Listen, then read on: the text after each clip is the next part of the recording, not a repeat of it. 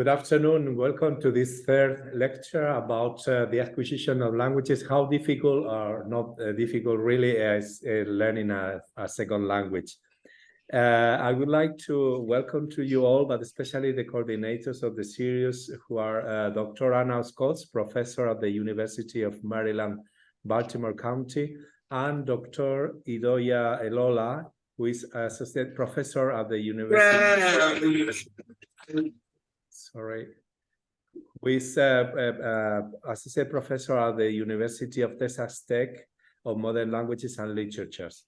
Today, the special guest is Kristi Jauregi-Ondarra from the University of Utrecht in the Netherlands, and she will speak about the question is the Metaverse, the future of language teaching. Without further ado, please, I give the floor to Anna Oskoz. Thank you. Hello, everyone. Good afternoon, good evening, good morning, depending where you are. For those who have been following us for a while, welcome back. And I see a few names that are already familiar here. Idoia and I would like to start by thanking the Instituto Cervantes, Manchester and Leeds again for inviting us to coordinate these events. We are really enjoying this. And we would like to extend special thanks to all of you, to the audience, for attending this talk and all the other talks. The fourth and final speaker of this series is Kristi Jauregi-Ondarra, an associate professor in the Department of Languages, Literature and Communication at the UIL Research Institute at Utrecht University. Kristi is involved in the educational minor and in the Master of Foreign Language Pedagogy, Intercultural Communication, and Spanish Language and Culture. Kristi's main research areas are the educational affordances of integrating online intercultural collaboration projects, telecollaboration or virtual exchanges into foreign language curricula. As you will see, Kristi is a very active and dynamic researcher who participates in a variety of projects. Her diverse research endeavors range from language teacher education development and the use of video communication and 3D virtual environments as a way to promote foreign language students' intercultural communication skills to virtual exchanges. And as you will see today, there is also a combination of all of the above. Well, aside from the incredible amount of energy that has led Kristi to become the leader of several projects subsidized by the European Commission, such as NIFLAR and eLife, there are two characteristics of Kristi's work that we would like to emphasize. First, she was a pioneer in the field of virtual environments during a time when some of us were only beginning to hear about virtual environments for language learning. And second, unlike many of us who focus on adult learners at the university level, Kristi is interested in and takes the time to conduct research with secondary level students who are rarely the target of second language research. We definitely admire you, Kristi, for your innovative and forward-thinking work. And without further ado, Kristi Jauregi-Ondarra. Okay, thank you so much, Anna and Idoia, for these very nice words, very nice presentation. I'm really honored to have been invited to this series on second language acquisition. I am so very grateful to the invitation by the Instituto Cervantes of Manchester and Leeds. And what I'm going to do now, and to all of you, of course, for being there. Let's see how it's working. Just a second. Shared sound. Okay. We will start with the question, is the Metaverse the future of language education? The Metaverse has been one of the hypes of the last years and months, I could say. Now, at the time that I suggested to this topic for my talk, the Metaverse, we didn't have the explosion of artificial intelligence, because now everybody is looking and is aware of the impact that it is going to have. So the Metaverse is a little bit at the back. We will be looking into. Let me see how it's Yes. Into the definition of the metaverse, what is it, the metaverse? Many people are talking about that. Yeah, what is the impact on education? Then we will focus on the on language learning. We will be seeing some examples of virtual reality use with metaverse. We will talk about the affordances of the drawbacks, and we will finalize with some conclusions and trying to give an answer to the question, is metaverse the future in language education somehow? But what is a metaverse?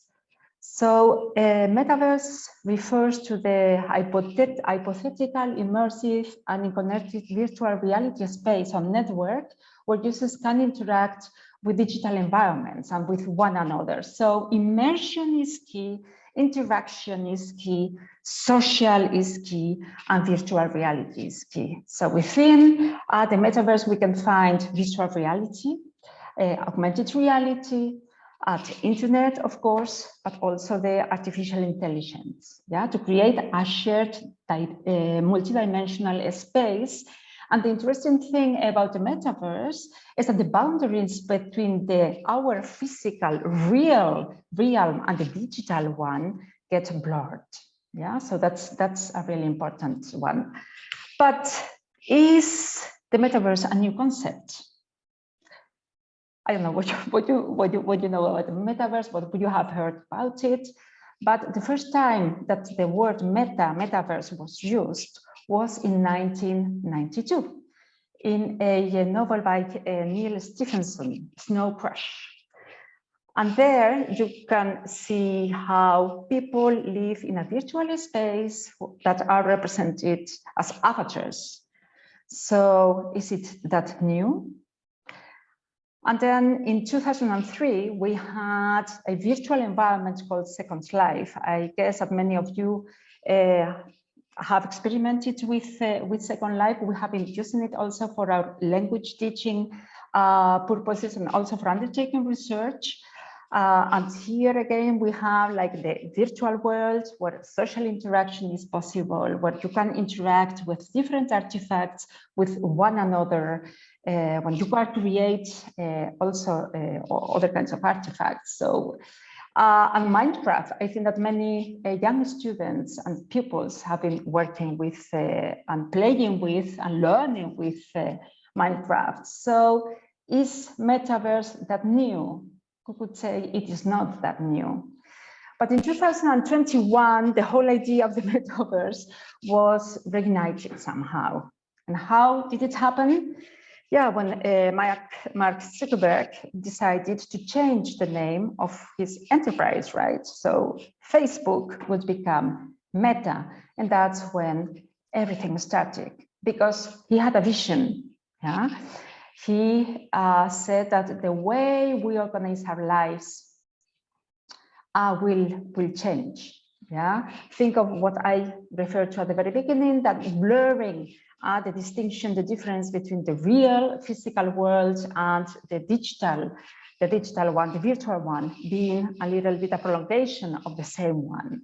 Yeah, so in his own words, it is about embodied internet, where instead of just viewing the content, that's what we do now, you are viewing the content in a screen, you are watching this, you are listening to this, you are not participant in it, you are not immersed in it.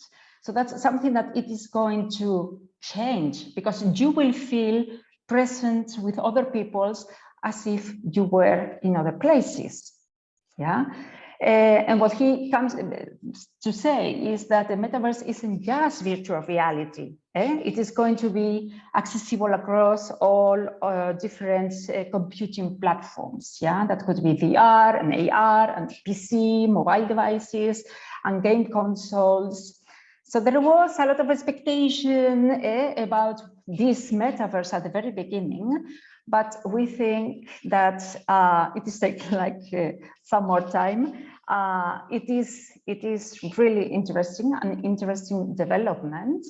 And there have been some researchers looking into the possibilities it offers to enrich education.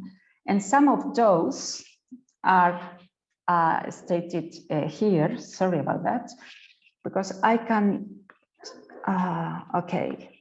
So it is a tool we can use in our education that will will help us enhance learning somehow. Yeah, it will make possible to transform the abstract into the tangible. It will offer us opportunities for hands-on practice of situating learning experiences. Yeah, not in an abstract vacuum, but in places that are maybe impossible. When we are learning about the volcanoes, we might go to the heart of the volcano and experience it from within it. Yeah. So, and some of the very, very important things that this metaverse is going to enhance is somehow the active involvement of students. So engagement, motivation are key when we are learning things. Yeah, so that's something that it is somehow inherent in this metaverse idea. Metaverse is a concept that it is being used a lot in the States, and maybe less in Europe, when we focus especially, and we are focusing especially on virtual reality, yeah, which are somehow interconnected. Okay. So let's have a look now at the languages. What happens with metaverse, with virtual reality, when addressing languages? Well, we know that we are facing a lot of challenges when trying to teach languages, right? So it has to do with the lack of time we have, maybe with the materials not being quite adequate for the purposes we have, the size of the groups we are teaching, they might be too big. They might not have the possibility to engage in interaction, in communication, which is key. We have like a lack of scenarios for learning and teaching when learning is situated, is social, is situated in a given setting, and the classroom is like a neutral space, right? And communication is always embodied, is always situated, is always, so these different scenarios, that's something that is lacking in our day-to-day language teaching practice. And another additional challenge that we face is that we all are teaching, or most of us teaching, using communicative approaches to language. Yeah, but which kind of communication can you organize in the classroom setting? Yeah, how authentic is it? Or is it just practice for the sake of practicing? But do I have really a need in order to communicate in the target language? So these are, I think, some of the challenges we face in language teaching processes. So yeah, with the metaverse, imagine stepping into a virtual world where you become really very enthusiastic, very about the environment in which you are together with a teacher or together with other students, yeah, and the activities you engage in really become meaningful. Yeah, that's something that the metaverse could be doing. Yeah, once we wear the head-mounted devices, then you could get the impression of being in such an exotic place. Yeah. Okay, so let's dream about it. So immersion, which is a key concept within virtual reality, is also important in communication processes. I stated before, communication is always situated in a given setting. It is context bound and it is embodied. Yeah, we communicate verbally, but we also communicate doing gestures or with proximity or the distance we use with respect to our speech partners. Yeah, and it is also a key component of within second language acquisition processes, both linguistic immersion, but also this situational setting I was referring to before. And we're talking about immersion, and when using technology to get this immersive experience, we can differentiate between low, semi, and high immersion. So the low immersion would be desktop generated, and it could be an avatar in a game or a virtual world. An example of that is, as I said at the very beginning, so Second Life or Minecraft. Yeah, the semi-immersive setting can be created by putting like screens around you, yeah, so that you get the impression that you are in that specific place. So it is not the avatar you see moving in the screen, but it is you who has the impression looking at the different screens, the big, very, very, very big screens you have around you, of being immersed in that specific space. Now, of course, and that is the interesting development in the last years, we have high immersion reality. Yeah, so with those head-mounted devices, it is you who is in the virtual world. And I guess that many of you have experienced this immersive sensation. Yeah. And we were talking about the challenges we face when teaching with teaching languages, when using technology and also these virtual immersive tools. We have the possibility to contact pupils who are abroad. Yeah, so peers who are learning the same language or who are native speakers of the language I'm learning, and engage in collaborative activities, yeah, in order to acquire communicative competence, but also intercultural competencies and skills as well. Yeah, so this is what is called virtual exchange or telecollaboration. Yeah, so the fact that we are using these kinds of immersive technologies in order to use the language as a vehicle to communicate and to know other people, yeah, to do things together, to collaborate with one another. In this way, the communication we are using and the target language use becomes meaningful. Yeah, if I am in a classroom setting and all of the students around me are British, but there is the need, the real need for me to communicate in Spanish with them. Yeah, so I hope that you understand what I mean. And when using this technology, then the use of the language is meaningful. And of course, it is not only about technology, it is not only about the language, but it is about what we do with the technology. Which tasks do we give to the students?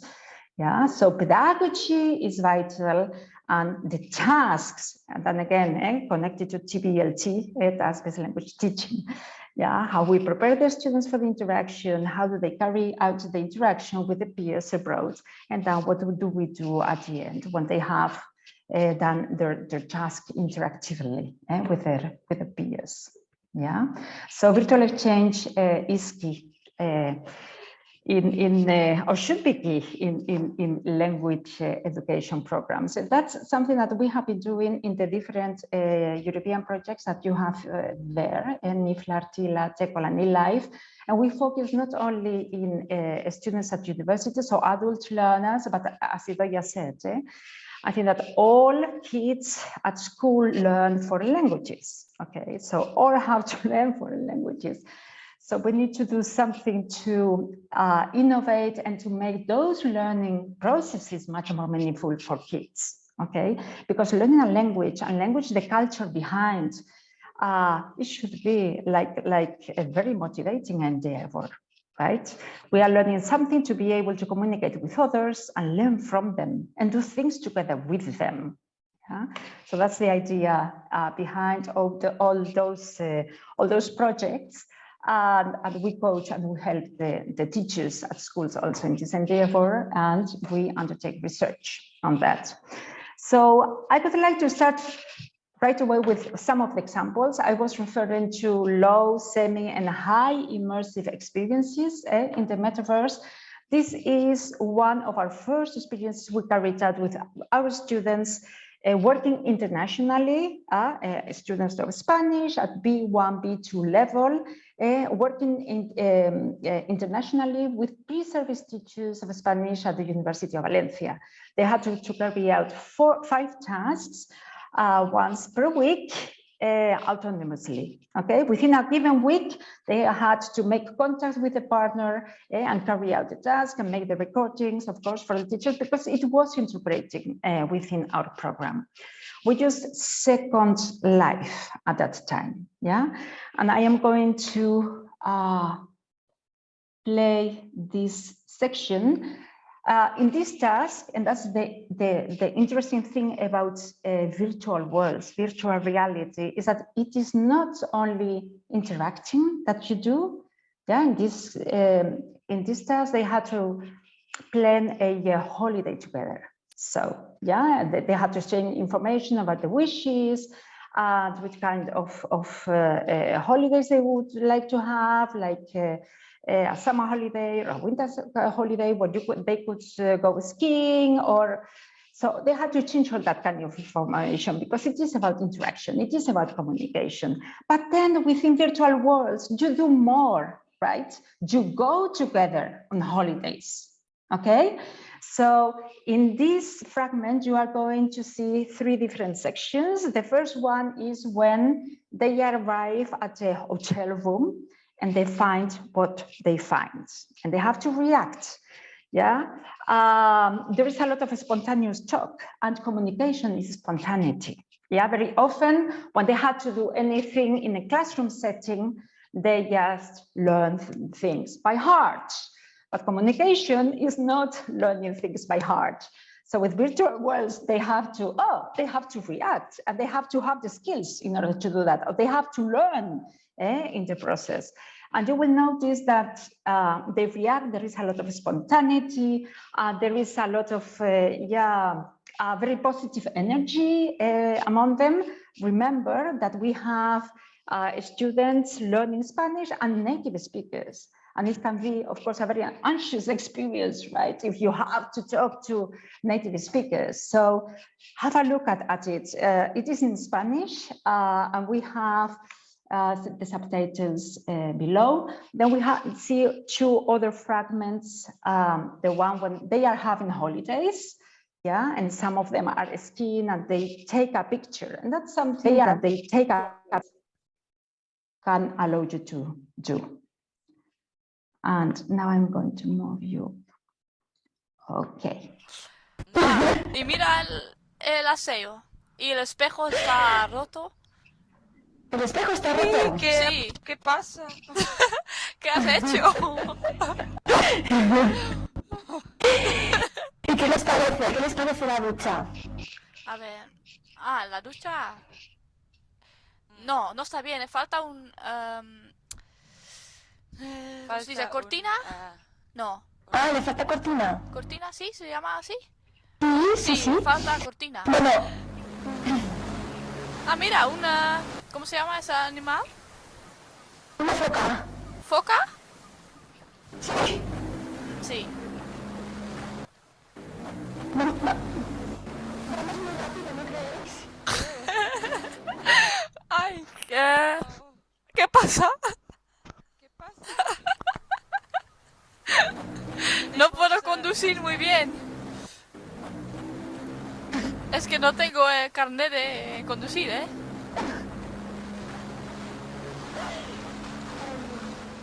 Ya, es claro.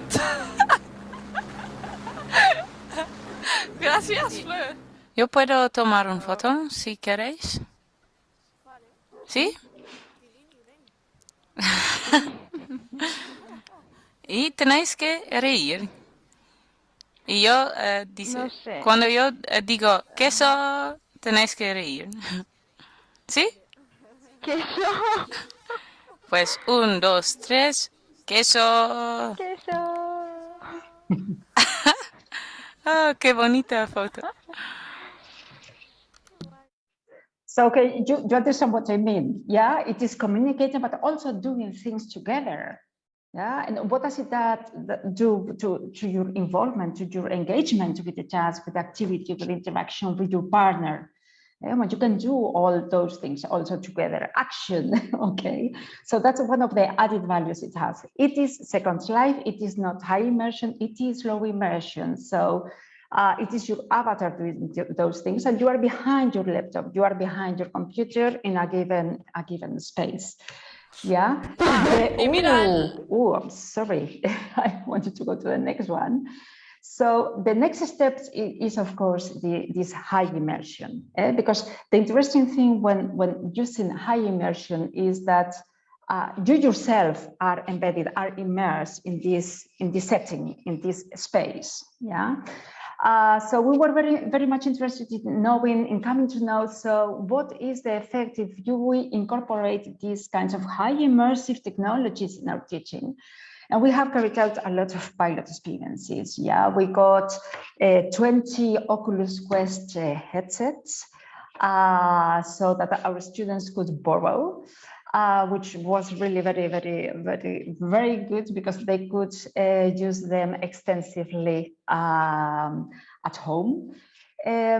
So we did some pilots. We carried out the pilots we started on 2019. We continued in the COVID time, which was really very difficult to organize all those things you can imagine. But we said, yeah, let's continue doing this. And then this year as well, most of those experiences have been done with English as a lingua franca, and some have been done with Spanish. Yeah, and I would like to provide you with more information about that. We were of course interested since we think that language learning is a social activity. From if you think of social constructivism, social interaction is key to learning processes. Yeah, so we were looking for social environments. In 2019, there were not so many social high immersion environments. Yeah, so high immersion was being used especially for simulations or for watching 360-degree pictures or documentaries. So the one of the first environments we found which was social was the one called Big Screen. Yeah, it offers like public and private rooms. As you can see in the picture, the big screen is dominant, but it is quite static and you cannot move. Remember, just the fragment we saw, the video we saw where our students were engaged in those holidays activities with one another. So it wouldn't be possible in here. So later on, we moved to AltSpace VR, which was in the hands of Microsoft, but Microsoft has other ideas, so they stopped using AltSpace VR.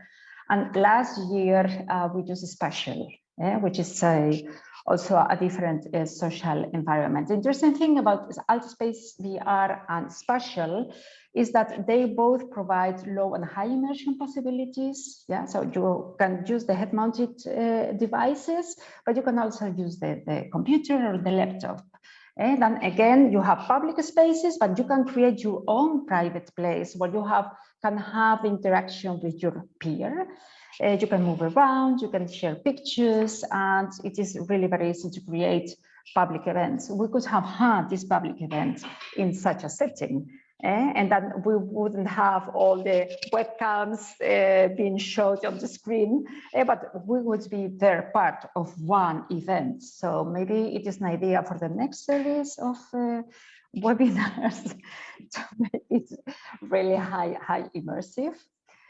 And think about what I said, that communication is embodied, is situated. And in this example, I'm going to show you where our students use big screen. You can see all these things, yeah, okay, and also this feeling of co-presence, which is really very important in the metaverse in general. Yeah, in this video, you will be seeing students from Utrecht University who are following an educational minor, yeah, on using technology for language education purposes. And the other students are from Germany who are learning English. Okay, and here they had to talk about different cultures, be living in a multicultural and globalized world, this kind of topics. So I will show you a fragment. Oh, yeah. Yeah, let me just jump over to you. So the side view is a bit. Oh, yeah, that's. This chair, I think, where I jump now. Oh, it's funny because you sound farther away. Okay, now, yeah, you away. too. Can I jump on the vacuum cleaner? No. The, How is this skills live? What is the difference between your childhood and hers? Well, yeah, basically we are both men. yeah, I only know a bit from some family connection. Like my cousin married someone from Sri Lanka. So, but they're both in Germany. So I only know like. I believe that's somewhere in Norway. Yeah, I think the Scandinavian countries they are. There's more equality between the men and the. I think they're usually the ones you compare any other country. Okay, just to get that gist. Of course, you are watching a screen video, okay? But you can imagine that these students were wearing the headsets, and when you are wearing the headsets, you are within this space, yeah? So it is surrounding you, okay? Which is, yeah, the experience is completely different. And you saw that they refer to, oh, if I come close to you, then I can hear you. And if I go far away, then yeah, I can almost not hear you. You know, so it is like authentic proxemics, which is also so important. So it creates a natural and real setting. They also refer to the vacuum cleaner, that may I jump into it? So they are playing with the space, yeah? So it becomes a topic of discussion. And I don't know whether you know this, but they were using their hands because they have like headsets in their hands, hand controllers in their hands. So you can see the gestures and communication. In communication, we of course use a lot of gestures. So that's the difference if you compare it with low immersion reality. Yeah, when you don't have those kinds of gestures. Okay, interesting about this fragment also, and that when we are talking about culture, it is so important to be personal. In my case, in my family, with my friends, I have. Not general, because it is, if we talk in general, we are talking about stereotypes. So it is so important when we see in our students that they maybe start saying, yeah, the Dutch or the Norwegians or but then make it concrete in your case. So I experienced this, and that's you got a gist of that interaction. Oh, okay. The second one, just a second. This one is in Spanish, yeah? And we have a native, non-native speaker conversation. And here again, you can see how embodied and situated communication and co-presence that are key, and interaction with the objects, which are key here. This again is alt space. It is not big screen. Here, the participants can move, can interact with the objects. So it provides many more possibilities. So. Hola. Buenas. Wow. Eso es mi casa. Me encanta. ¿Cómo has hecho? Son árboles muy altos, ¿no? Sí, es una opción. Un oso del norte. Qué guay. Claro, un oso polar, digamos, de los que viven en el polo norte. Sí. Pues es muy bonito, es muy bonito. Yo también quiero un oso y un perro que vuela en mi casa. Y no muerde, ¿no? No. So, and that's the interesting thing, that they talk about things they have created that are in the space. They look around, yeah. So since you have the headset, your speech partner can follow the movements of your head as well. So that's also the difference with the low immersive virtual reality, when we are referring to embodied interaction, and also the fact that they are using the hand controllers in order to acariciar the beer, okay? So, and they are talking about that. So it becomes a topic of communication, authentic topic of communication, yeah? And the last example I would like to show you, where we can see this embodied and this situated social co-presence interaction, is the one we carried out last year with students from the Technological University of Cyprus. And this is the first task, the first activity they carried out. Yeah, remember that our students had the headsets, okay? So they had been practicing, we had some tutorials, so they knew how to work with it, how to move around, how to, and he will be also coaching the peer in Cyprus who hasn't got this, this knowledge. And then again, the interaction with the object, the interactions with the space and how they move, because they are using the hand controllers in order to move, but they are also moving their bodies. Okay, and they are interacting, they are communicating meaningfully. So, I'm just sitting at home, so now that's cool. And I've practiced a few times before. I can show you a couple of things that might be fun. Okay. If you How I follow me. move? Πώς κουνιέμαι? The controller, the joystick, and just like maybe you have the PlayStation at home. It's been a long time since I played PlayStation. Okay. Oh. The joystick. Oh yeah, I just yeah. found the. Okay, I'm fine. I can follow you now. How do I? Then we'll go to the basketball. So we can shoot some balls. Oh, we're gonna play some basketball. Okay. If we go too far between each other, we can't hear each other. So. Yeah. Why is there a bear here? Okay, when you're close to the ball, you can grab with a middle finger, you can grab the ball. Okay. And then you just throw it like you would in real life with one hand. Oh. Like that. You hold it and then you let go while you throw it. Oh, okay. Have to actually do the move. Yeah. So this is what I've been doing when I was practicing. So, and they continue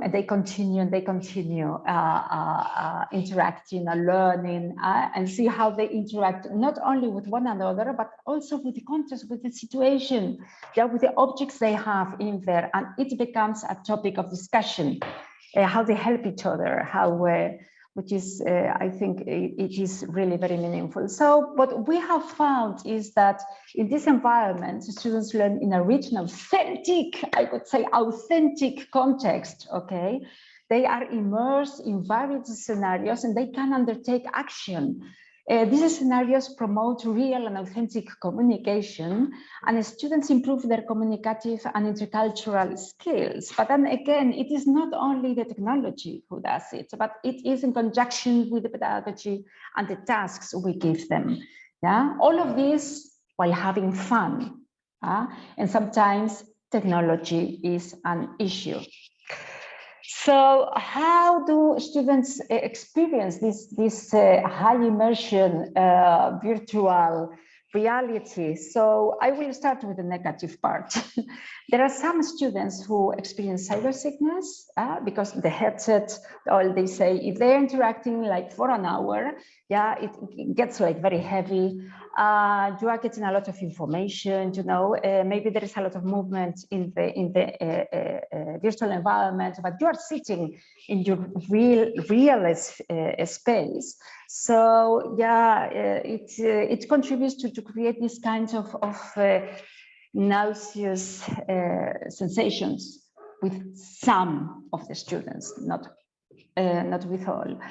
And look also to what this student is saying about talking to an avatar. She doesn't like not to be able to see the person she's talking to. Yeah, not being able to see the gestures of the mouth, of the. Okay, and another thing that she complains about is that, okay, you have your hands and you are talking and you're seeing your speech partner, but you can see the rest of your body, okay, which is not really very realistic.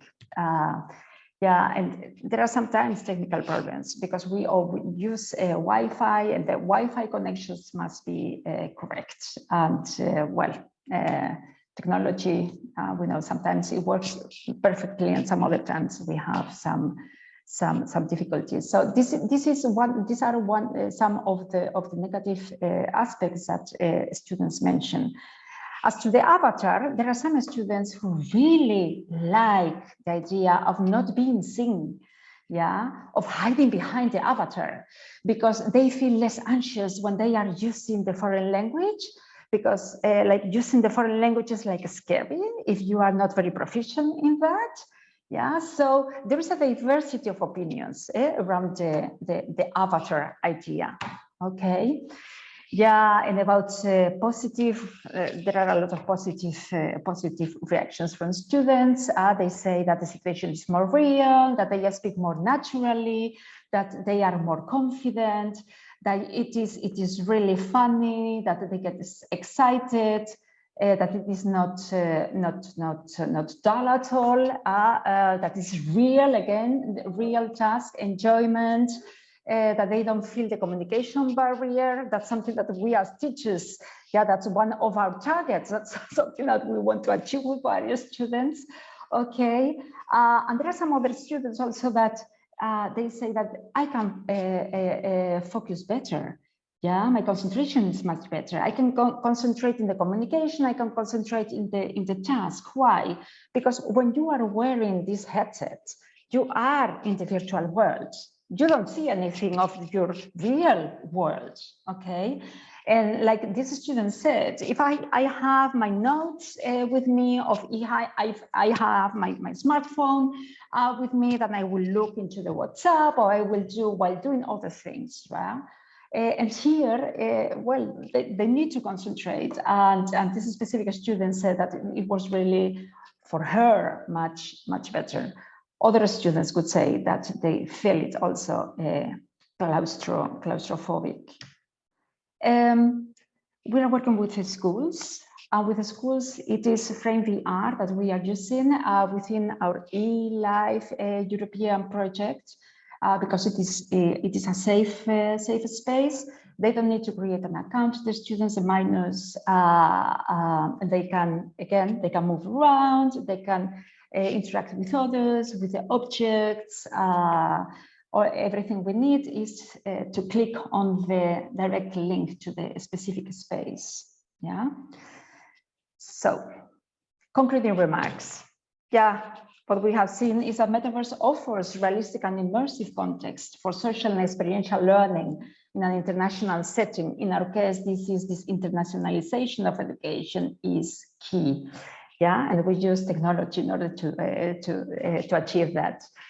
Those virtual exchange sessions are perceived as enjoyable, searchable, easygoing, pleasant, entertaining in this immersive virtual world. Yeah. It has a positive impact on the students' confidence when speaking the target language, as we saw. With Avatar, yeah, for some students that's an issue, for others that's an advantage.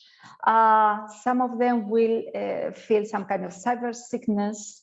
Of course, when the students say, wow, this is amazing, yeah, we have there the novelty effect somehow, so we need to be cautious with these kinds of results.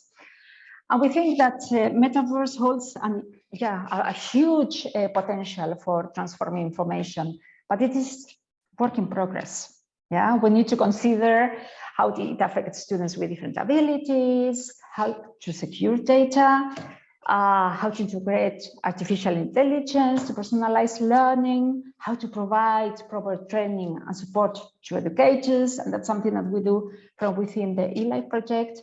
And of course, much more research is needed about how we can best use the metaverse to enhance lingua cultural learning. Yeah, now we are working on this eLife project. If you are interested in participating with your students or with in this international adventure, yeah, here are our contacts. Thank you. And I don't know whether you have any questions to me. I hope it was clear. I was like brushing up and I wanted to show you, especially many examples. And then again, it is different if you experimented them from within or that you view them on a screen. Yeah, but okay, I hope that the message came across. Thank you. Well, thank you, Kristi. This has been amazing to view everything that you've been showing. But there are a couple of questions. One person was actually saying whether you could show the contact again. I think that they're interested in participating on the... Yeah. Mm-hmm. And you have another question. The person wants to know, I think is Esther. I wonder how many students can you have or would be good to have in a classroom using the metaverse? Yeah, and that's in the examples you have seen. We organize a dyadic interaction. So we have students interacting one-to-one, or students interacting two-to-two, yeah, but in small groups, yeah. How do we integrate this in our teaching? We prepare the students in the classroom, in a face-to-face classroom. Then they have all the information about the peers, they have learned about the tools, how to use them, etc., etc. And then they have to agree with the partner on a date in order to be able to carry out the task. So we prepare the task with them in the classroom setting, they carry out the task with one another autonomously, and then we do the post-task. They exchange information about the session or reflections. Maybe they had to prepare, cooperate, and produce an artifact together within during the interaction. Then that's something that they do in the classroom. Yeah, I know from colleagues that they do teach in the metaverse. Yeah. So this is also possible, online teaching. Yeah, so as it is possible to do it with Teams or with Zoom, the same is also possible within the metaverse. So I think that the same thing applies, yeah, than here. Okay, so you should be talking about the rules when to ask a question, when there is interaction among the peers, etc., etc. Yeah. Well, thank you, Kristi. I have to say that after listening to you, I think I have converted to metaverse and to virtual reality. You have a whole different perspective of how to use this tool in the language classroom. We have more questions for you.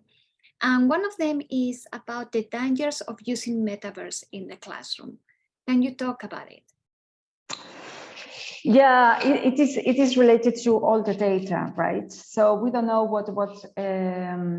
when we use Altspace VR, and that's a serious concern. Is what do those giants do with the data? Yeah, what do they get from us? But it is related to any technology, to any application you may use. So when we use Altspace VR, we knew that it was in the hands of Microsoft, and within the university we use Office, and we use Teams, and we are really Microsoft. So I think it was within the regulations of the university, but the data that's really an issue. So, and especially for those working in Europe, you know that the regulations in the States is like more flexible, and here They have the privacy issues. They have to respect them, and sometimes it is really difficult, and it is becoming really hard to be able to use certain tools. So that's why within eLife, for instance, and when working with minors, the virtual environment we use is Frame VR. Yeah, we won't be using the other environments. So we look very much into these data protection issues. Yeah, and other things that we have seen is that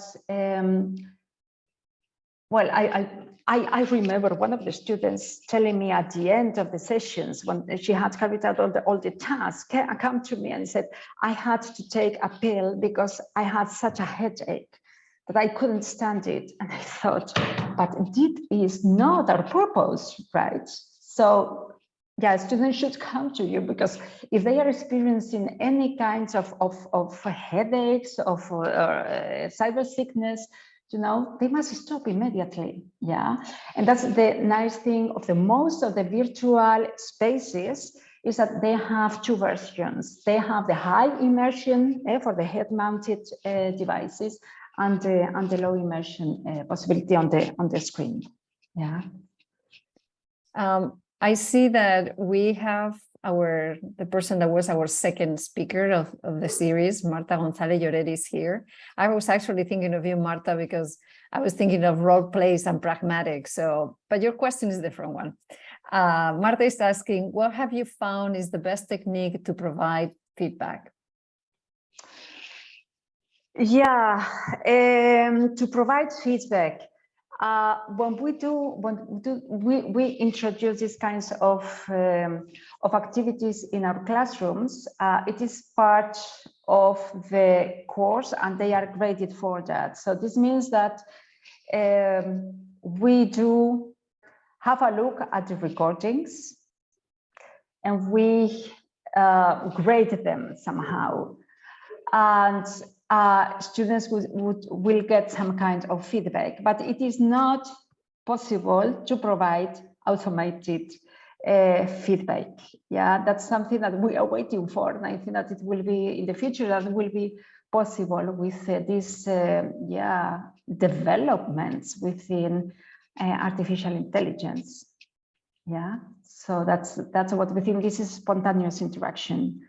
Yeah, and that is they are autonomously carried out by the students, and then we get the recordings and we have a look at it. So yeah, that's my question. We are looking, we are waiting for more artificial intelligence, yeah, in order to be able to do that with spontaneous interactions and autonomously organized.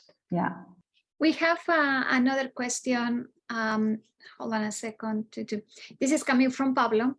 And he wants to know if there are any studies comparing results in a group doing tasks in this way, in using virtual reality or the metaverse. This type of studies compared with other groups that are conducting tasks in the traditional face-to-face way.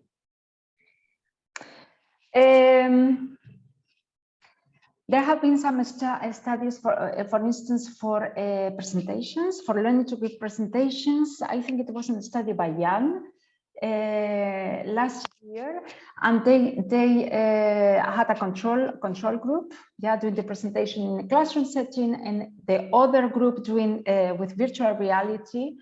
And the results were much more positive with the virtual reality group, yeah, than the traditional group. We have been looking into, but using low immersion virtual reality, we have been doing games, comparing the possibility to play the games in a video communication environment compared to low immersion VR. And what we saw is that since students were all, and this was after COVID, since they were all very much used to using video communication, like Teams environment or Zoom environment, that the students playing the games in such an environment were more positive than the other ones using the low immersion virtual reality. But those using virtual reality were very positive about the immersive possibilities it offered. Yeah, but they had more problems with technology. At that time, we use open simulation. Yeah, so which and not head-mounted high immersion worlds. I think we have time for 2 questions. Pedro wants to know whether does eLife provide a partner, or is it possible that 2 institutions that are already connected participate, having the respective students interacting in the metaverse? And a second question, are there limits in terms of age of the participants? Within eLife, yeah, thank you for the question. Within eLife, we work with primary school and secondary school children, but also with teacher training institutions. Yeah, because if we want to innovate education and transform education, we need to do it together, not teacher training educations alone, or schools alone. We need to do things together. So we have no limits, let's say, because we have now students carrying out interaction activities in virtual exchange, but using other tools. With eLife, is not only about Metaverse. Yeah, we use any tools available that work, because every school has a different context and different situation. Also, in relation to Wi-Fi connections and the kind of technology they have. So we really adapt to the specific needs of the different schools. Yeah. So for virtual worlds, we use Frame VR, and then primary and secondary school children can use this environment to interact with one another. The interesting thing about Frame VR is that they have the option, and again, remember this quote of that student saying, well, I don't like interacting with avatars because I want to see the face of the person I am talking to. So within Frame VR, you have the possibility to activate your webcam when you are using your laptop or computer. Yeah, which can be of added value indeed. Yeah. And now we are going to have the last question of the day. For today, it's coming from Sebastian. He has a two question here. Is the Sites Google View eLife project join us that you gave us that link GDPR conform?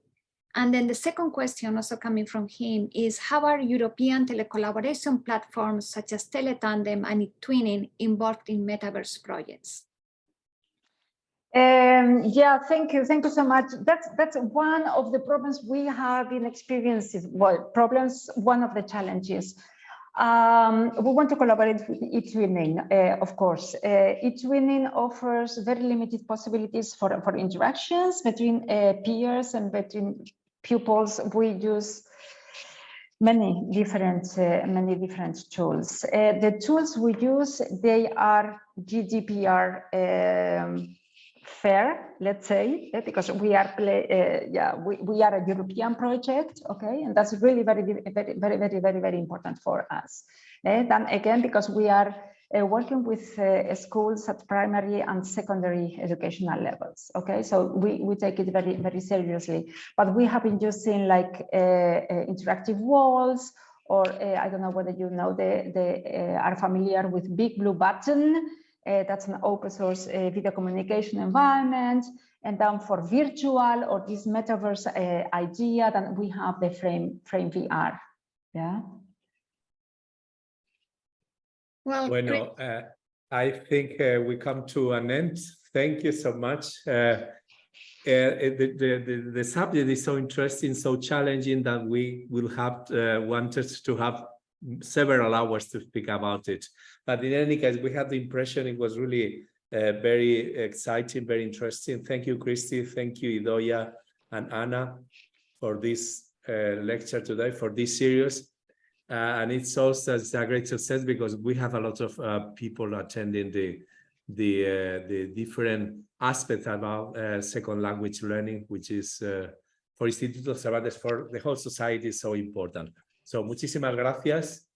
And probably we will continue in fall. It's something that we had to speak about, but we will be very happy if we can continue with this series. Thank you. Buenas noches. Muchas gracias. Muchas gracias. Adiós.